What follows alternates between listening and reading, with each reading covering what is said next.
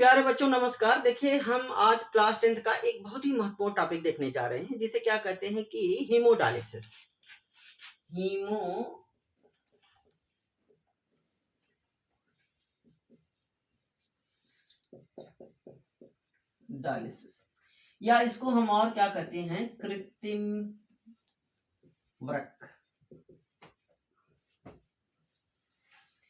यानी कि कृत्रिम वृक्क का मतलब आर्टिफिशियल किडनी।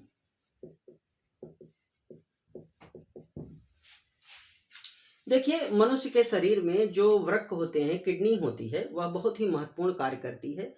हमारे ब्लड में जो मेटाबॉलिक रिएक्शन, उपापचय की क्रियाएं होती हैं, उन क्रियाओं के बाद हमारे शरीर में नाइट्रोजन युक्त उत्सर्जी पदार्थ बनते हैं और उन नाइट्रोजन युक्त उत्सर्जी पदार्थ जैसे कि यूरिया, तो उस यूरिया को हमारे ब्लड से अलग करना फिल्ट्रेशन के जरिए, उसको परानिस्यंदन के जरिए किडनी क्या करती है, हमारे रुधिर से, ब्लड से यूरिया को अलग कर देती है, जिसको हम क्या कहते हैं, परानिस्यंदन, अल्ट्रा फिल्ट्रेशन।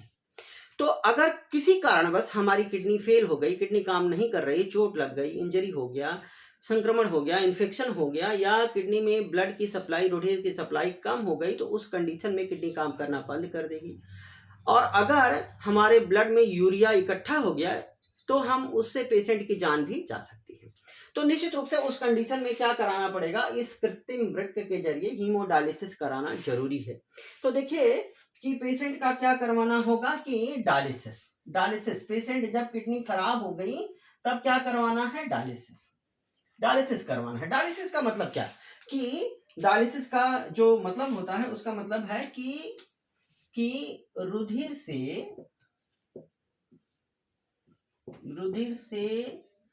नाइट्रोजन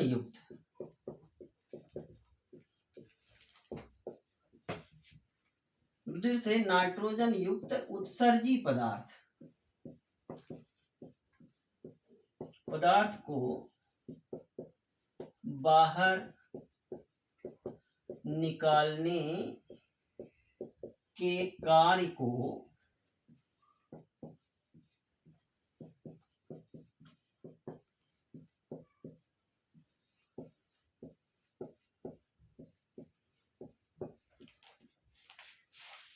उसी को क्या कहते हैं, डायलिसिस कहते हैं। अब देखिए कि डायलिसिस में हमें क्या करवाना है, ये जो हीमोडायलिसिस या कृत्रिम वृक्क होता है वह कैसे काम करता है उसको हमें देखना है।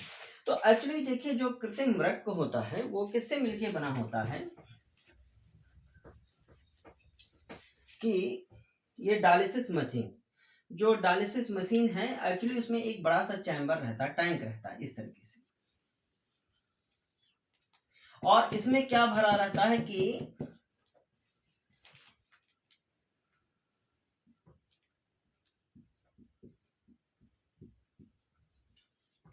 डायलिसिस विलयन भरा रहता है। इस विलयन की जो सांद्रता होती है, इसकी सांद्रता कैसी होती है, रुधिर की समान।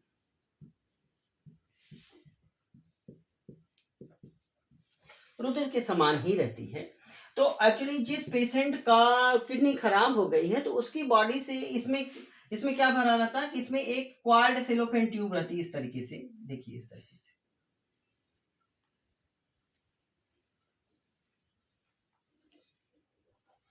इसमें ये क्वाड सेलोफेन ट्यूब की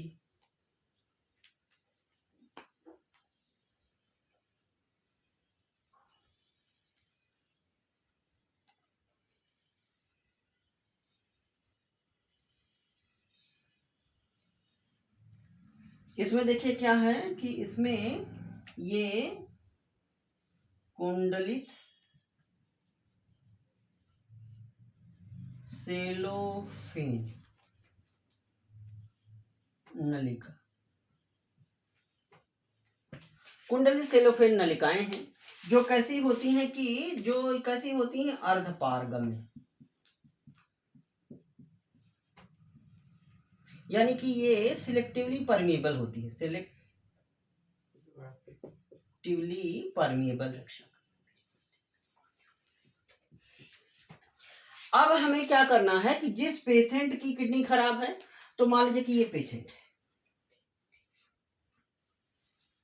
इसमें इस पेशेंट की बॉडी से ब्लड को हमें इसके अंदर भेजना है। तो एक ये आर्टरी है, मान लीजिए कि this is the sorry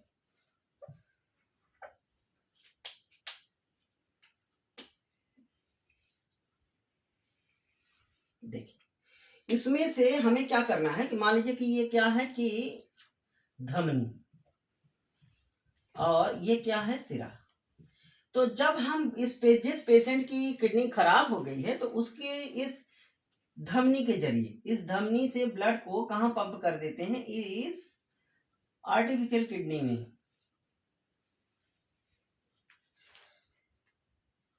pump कर देते हैं। लेकिन पंप करने से पहले हमें एक चीज याद रखना है कि उस रुधिर का तापमान 0 डिग्री सेंटीग्रेड पे कर लेते हैं, 0 डिग्री सेंटीग्रेड पे कर लेते हैं, और उसमें एक एंटी कोआगुलेंट मिलाते हैं, एंटी कोआगुलेंट, जिसे क्या कहते हैं, हिपैरिन। हिपैरिन क्या करता है, रुधिर का थक्का बनने से रोकता है। एंटीकोआगुलेंट का मतलब कि जो रुधिर का थक्का बनने से रोके। तो एंटीकोआगुलेंट जिसे क्या कहते हैं, हिपैरिन मिला देते हैं, टेम्परेचर 0 डिग्री सेंटीग्रेड कर लेते हैं, और इस जो ये क्वाड, ये क्या है, कुंडली सेलोफेन ट्यूब, और इसके अंदर क्या भरा हुआ है कि डायलिसिस विलेन। इसमें से ये सेलोफेन ट्यूब जो सिलेक्टिवली परमिएबल है, उसमें से जब ब्लड जाता है तो चूंकि इस डायलिसिस विलेन में कोई भी नाइट्रोजनस वेस्ट नहीं है, और यहां पर से इसमें से ये सारी चीजें जैसे कि यूरिया है, यूरिया, जैसे कि K+ है, जैसे कि H+ हाइड्रोजन आयन का कंसेंट्रेशन है, ये सारी चीजें हानिकारक होती हैं, वेस्ट मटेरियल है। बॉडी के अंदर रहने पे पेशेंट K+ की ज़्यादा हो जाए तो पेशेंट का हार्ट अटैक हो सकता है।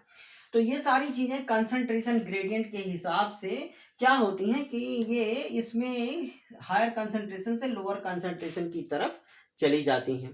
तो अब इसमें से ये सारी चीज़ें निकल जाएंगी, और फिर पेशेंट का जो शुद्ध ब्लड है, क्लीन ब्लड है, उसको हम इस सिरा में ट्रांसफर कर देंगे। जो इसमें से ये कैसा है, गंदा खून, डर्टी ब्लड। डर्टी ब्लड का मतलब जिसमें नाइट्रोजनस वेस्ट है, और इसमें कैसा है कि स्वच्छ रुधिर, स्वच्छ रुधिर मतलब प्योर ब्लड, जिसमें कि नाइट्रोजनस वेस्ट अब फिल्टर हो चुका है। लेकिन इसमें अब पहली बार जाता है इस मशीन में किसके जरिए, धमनी से, क्योंकि उसमें प्रेशर ज्यादा रहता है, और जब वापस आता है तब किसके जरिए, सिरा के जरिए, क्योंकि उसमें प्रेशर कम रहता है। तो इसके पहले कि वह जो है कि हमारे सिरा में वापस जाए, पेशेंट के सिरा में, उसका टेम्परेचर हम कितना कर लेते हैं, 37 डिग्री सेंटीग्रेड, और उसमें हम क्या मिला देते हैं, एंटी हिपैरिन।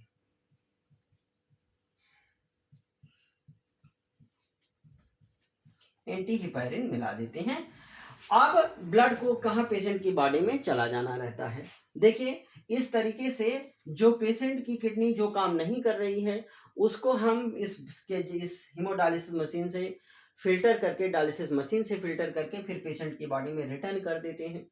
लेकिन एक चीज याद रहे कि यह काम उसी तरीके से है जैसे किडनी कार्य करती है, लेकिन एक अंतर है कि जो किडनी है, जब किडनी काम करती है तो नियरली एक दिन में किडनी कितना फिल्ट्रेट बनाती है, 180 लीटर, लेकिन उसमें से पेशाब के रूप में कितना बाहर जाता है, 1.5 से 2 लीटर। यानी कि बाकी जो होती है किडनी क्या करती है कि अवशोषण हो जाता है, पुनर्अवशोषण, रीएब्जॉर्प्शन। क्या किडनी का क्या हो जाता है, पुनर्अवशोषण,